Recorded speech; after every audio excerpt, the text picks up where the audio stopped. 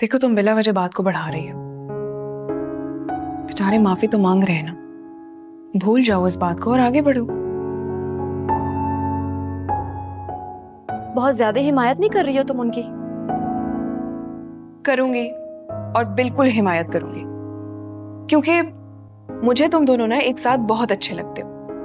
ना ही वो तुम्हारे बगैर रह सकते और ना ही तुम उनके बगैर रह सकते हो, इसलिए इतना अकड़ने की जरूरत नहीं है। तुम्हारा ना सही, कम से कम अपने मरहूम भाई का एहतराम और लिहाज ही कर लेते। चलो ठीक है, लेकिन अब माफी तो मांग रहे हैं ना, माफ करके आगे बढ़ो। उन्हें अपनी गलती का एहसास होना चाहिए। जो उनकी मम्मी कहती गई वो करते चले गए। तुम्हारा हक छीनने की कोशिश की है उन्होंने।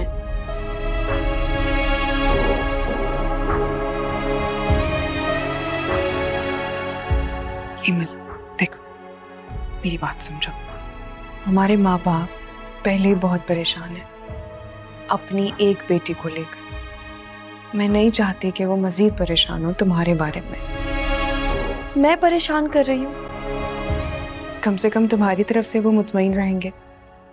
अब महरोज तो वापस नहीं आ सकते, तुम दरगुजर करके आगे बढ़ जाओ। मुझे लगता है तुम्हें शहरियार भाई से बात कर लेनी चाहिए। अल्लाह पाक शहरियार भाई को लंबी उम्र दे। मुझे अच्छा नहीं लगेगा कि मेरी वजह से तुम दोनों के बीच में कोई दरार पैदा हो। मैंने ऐसा क्या किया है? तुम मुझे क्यों डरा रही हो? इमल, मोहब्बत करने वाले माफ करने का हुनर जानते हैं। कर दूंगी, अभी ऐसे ही चलने दो। उन्हें भी तो एहसास हो कि उन्होंने किया क्या है। इमल, तुम कितनी जिद्दी हो गई हो ना शादी के बाद। तुम्हें समझा रही हूँ, तुम्हें समझ क्यों नहीं आ रही मेरी बात? और तुम भी तो कितनी साबिर हो गई हो। कभी सोचा था? मैं तो ऐसी कभी भी नहीं थी।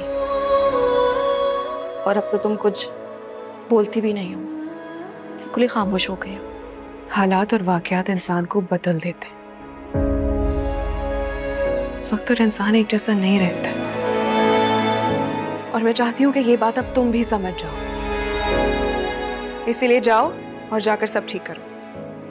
मैं नहीं जाऊंगी। जाओ।